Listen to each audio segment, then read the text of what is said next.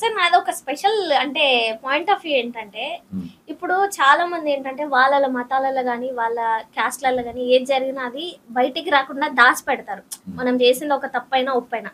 But మీరు ఇప్పుడు డైరెక్ట్‌గా ఇంటర్వ్యూలలో రంగరాజన్ గారు ఇలా మనతో ఉన్నారు. సో అండ్ సో అని మాట్లాడుతున్నారు కదా!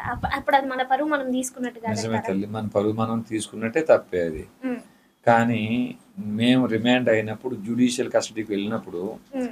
వీర రాఘవరెడ్డి దేవాలయాలకు వెళ్ళి వేల కోట్లు దోచుకున్నాడు, హుండీలు దొంగతనం చేశాడు, హ్మ్. సెటిల్మెంట్లు చేశారు, దొంగ లంగ రకరకాల కథనాలు వేశారు. హ్మ్. మరి ఏం జరిగింది అనే రిజాయిండరీ ప్రత్యుత్తరం ఇచ్చుకోవాల్సిన అవసరం మరి నాకు ఉందా లేదమ్మా?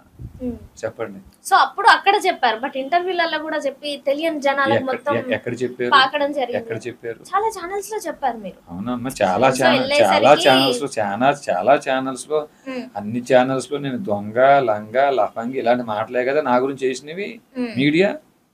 నేనేమిటో మిమ్మల్ని నమ్మమని చెప్పట్లేదు, నేనేమిటో చెప్పుకోవాల్సిన బాధ్యత నాకు లేదా? హ్మ్. మీరు నమ్మండి నమ్మకపోండి, అక్కడ జరిగింది ఇది అని చెప్పే బాధ్యత లేదా? మరి ఆ నింద మీద వేసుకు ఒప్పుకోమంటారా? ఒప్పుకోమని చెప్పట్లేదు సార్. మీ మీద పడిన నిందల కంటే అది మాకు చాలా తప్పుడుగా కనిపిస్తుందన్నమాట. మీరు అది చూసారో చూడలేదో, అది రికార్డింగ్ చేశారో చేయలేదో తెలీదు. బట్ గుడి వెనకాలనే ఇట్లాంటి అశుద్ధమైన పనులు చేస్తున్నప్పుడు అది బయటికి మీరు వచ్చినప్పుడు కెమెరా పెట్టుకోకుండా, హ్మ్. కెమెరా లేకుండా హ్మ్. అక్కడ స్థానికులతోటి ఒక వారమో 10 రోజులు మెల్లగా మమేకమయ్యి హ్మ్. గడిపి చూడండి, మీకే నిజాలు బయటకు వస్తాయి.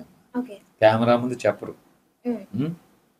మరి కెమెరా ముందు చెప్తే మరి ఆయన చాలా పెద్ద వ్యక్తి, వెనకాల సీఎంలు ఉన్నారు, మంత్రులు ఉన్నారు, ఎమ్మెల్యేలు ఉన్నారు అనే భయం ఉండిపోతుంది కదా. సార్ అప్పుడు అక్కడ జరిగిన ఇష్యూలో మీకెంత సపోర్ట్ ఉందో ఆయనకు కూడా అంతే సపోర్ట్ ఉంది కదా సార్. మాకెంత సపోర్ట్ ఉంది తల్లి. నాకు నాకు నా కోసం ఎవరైనా సీఎం ఫోన్ చేశారా? నా కోసం ఎవరైనా మంత్రులు వచ్చారా? మాకెంత సపోర్ట్ ఉంది మాకు? నిజం చెప్పండి. మీ దగ్గర కూడా పెద్ద ఉంది కానీ వెనకాల బయటికి చెప్పట్లేదు. మీరు మాత్రమే బయటికి వస్తున్నారు. మిగిలినంతా దాచేస్తున్నారు. మరి ఎప్పుడు తీస్తారు అదంతా? దాపరికి ఏం లేదు. నా వెనకాల కూడా చాలా పెద్ద అండ ఉంది.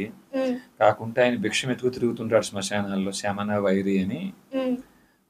రామనామం చెప్పుకుంటూ అమ్మా కంఠాన్ని 12 స్వరస్థానాల మాల ధరించి హ్మ్. అనాదాతీత సమగ్రహాలను 3 నామాలుగా పెట్టుకుని హ్మ్. సశబ్ద నిశ్శబ్ద క్రియలను శ్వాసగా చేసుకుని రామనామాన్ని జపిస్తూ భిక్షం ఎత్తుకుంటూ తిరుగుతాడండి ఆయన.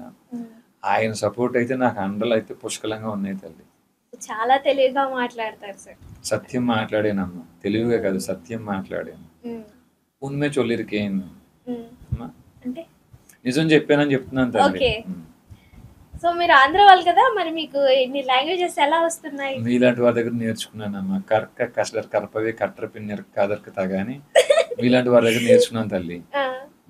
సో ఇప్పుడు మరి అండ్ పాయింట్కి వచ్చేస్తున్నాను. సో ఆయన సో అండ్ సో ఇలాగ చేశారు అంటున్నారు కదా. ఇప్పుడు మనం జనరల్ గా ఇండివిజువల్ గా మాట్లాడుకుంటే ఒక మగవారు అన్నాక అలాంటి కోరికలు ఉంటాయి, అది వాళ్ళ పర్సనల్. యాక్చువల్ దాన్ని మనం ఖండించలేము. బట్ దాన్ని ఒక మగాడు ఇలా చేశాడు దాన్ని బయటకు తీసుకురావడం అనేది నాకు సాటిస్ఫాక్షన్ అనిపిస్తుంది. రైట్ తల్లి, నేను మీతో 100% ఏకీభవిస్తున్నాను. ఆ సెక్స్ అనేది అది బయలాజికల్ నీడ్ అవ్వచ్చు మగవాళ్ళకైనా ఆడవాళ్ళకైనా. నేను దాన్ని తప్పు పట్టట్లే. కానీ ఆలయ ప్రాంగణంలో ఉన్న ఇంటిలో చేయటం తప్పు. అంటే ఆయన స్థావరం అక్కడేనేమో, ఇంకా ఆయనకి ఇల్లు లేదేమో. మేము ఆయనకి ఇల్లు లేనప్పుడు బయట ఎక్కడో ఏర్పాటు చేసుకుని ఆ పనులు చేసుకోవాలి తప్ప గుడి ప్రాంగణంలో ఆ పనులు చేయకూడదు తల్లి. నేనే కాదు, ఆయన దగ్గర వారి నాన్నగారి దగ్గర వ్యక్తిగత సహాయకుడిగా పనిచేసిన ఆయన రాజు గారు అని బయటకు వచ్చి చెప్తున్నారు ఇప్పుడు ఆయన సోషల్ మీడియాలో. ఆ ఆడియో కూడా చక్కర్లు కొడుతుంది, మీకు కూడా పంపిస్తాను.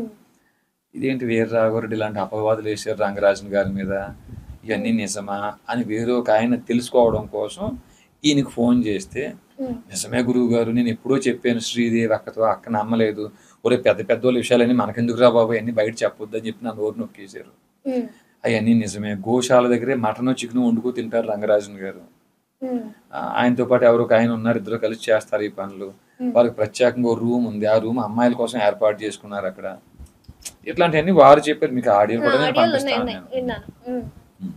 సో ఇలాంటివి జరిగినందుకు మరి ఎట్ ది సేమ్ టైం మీ మీద మీడియాలో కానీ ఛానల్స్ లో కానీ మీరే వెళ్ళి అటాక్ చేశారు, ఆయన మీకు సపోర్ట్ చేయనందుకు అని చెప్పేసి అన్ని ఫాల్స్ ఎలిగేషన్స్ వస్తున్నప్పుడు అప్పుడు చెప్పకుండా మొత్తం మ్యాటర్ అంతా సర్దం అలిగినాక ఇప్పుడు చెప్తే ఏముంటుంది? మరి ఆ మీడియాలో అలిగేషన్స్ వచ్చినప్పుడు మేము ఎక్కడున్నామమ్మా? పోలీస్ కస్టడీలో ఉన్నాం, జ్యుడిషియల్ రిమాండ్ లో, జైల్లో సార్ మీరు ఒక్కరంటే మీ రాజ్యంలో మీరు ఒక్కరే లేదు కదా సార్, మీతో పాటు 3-4 వచ్చారు పైకి, వాళ్ళందరూ వెళ్ళిపోయారా జ్యుడిషియల్ కి? 23 మంది రిమాండ్ అయ్యాం తల్లి. ఎంతమంది? 23 మంది. 23 మంది రిమాండ్ అయ్యాము. సో అంటే ఇక అప్పుడు చెప్పడానికి కానీ బయటికి కానీ అసలు ఎలాంటిది లేదంటారు. మీరు వీర రాఘవరెడ్డి మాట్లాడిన మాటలు మీ యూట్యూబ్ ఛానల్స్ లో కానీ మీరు వేస్తే మీ మీద సివిల్ డిఫేమేషన్, క్రిమినల్ డిఫేమేషన్ వేస్తాం, జాగ్రత్త, ఇది మా హెచ్చరిక అని రంగరాజన్ గారు మొన్నే 10 రోజుల క్రితం ప్రెస్ మీట్ పెట్టి చెప్పారు. మీరు వినలేదా? వినలేదా? మరి చూడండి, మరి వేసేస్తే ఏమన్నా మీ మీద కూడా కేసు పెడతారేమో మరి ఆయన. లేదు సార్, మేము ఎప్పుడు సత్యానికి నిజానికే సపోర్ట్ చేస్తాము. సరే, చాలా మంది మీలా ధైర్యంగా ముందుకు వస్తున్నారు అనుకోండి, ఆయన మాటలు లెక్క చేయకుండా.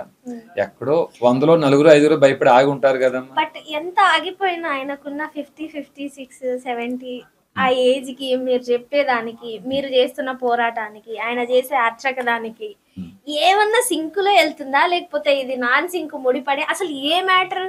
మీరు అనుకున్నది ఏంటి, ఆయన చేయాల్సింది ఏంటి, అక్కడ అవుతున్నది ఏంటి, మేము చూసేది ఏంటి?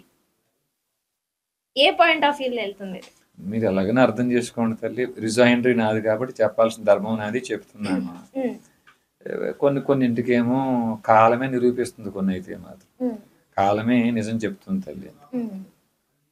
అండ్ ఇంకొకటి సార్, మీరు ఇప్పుడు రామరాజ్యం లాంటి ఒకటి క్రియేట్ చేసుకున్నారు కదా, చాలా మంది క్రిస్టియన్ పాస్టర్స్ ఉన్నారు.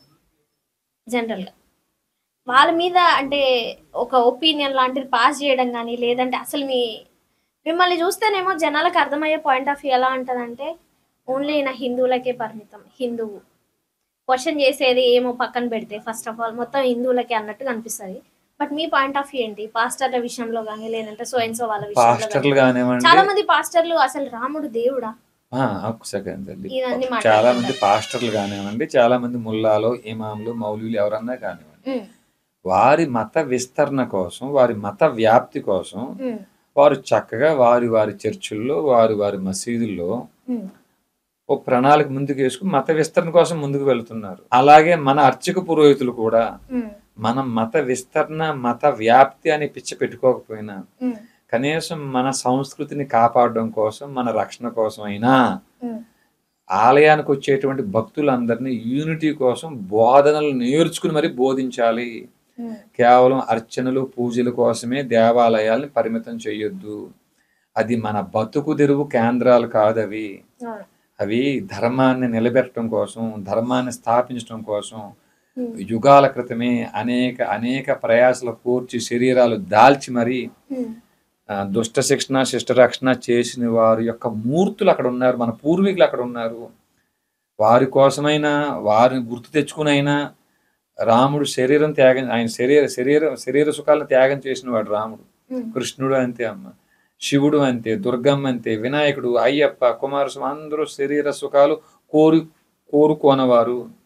అలాంటి మూర్తుల్ని, మన పూర్వీకుల్ని అక్కడ పెట్టుకుని శరీర సుఖాల కోసం పూజలు, పునస్కారాలు వాటికి మాత్రమే పరిమితం కాకుండా అసలు మన సంస్కృతి ఏంటి, మన సంస్కృతి ఎంత గొప్పది, ఈ ఏమంటే భార్గవ వంశంలో, భృగు వంశంలో జన్మించిన పరశురాముడి చరిత్ర ఏమిటి, అందుకు సాక్ష్యంగా ఏ క్షేత్రం ఉంది, అందుకు సాక్ష్యంగా ఏ గోత్రికులు ఉన్నారు, ఆ గోత్రికులకి మనకున్న బంధుత్వం ఏమిటి, రాముడు వచ్చేది సత్యం,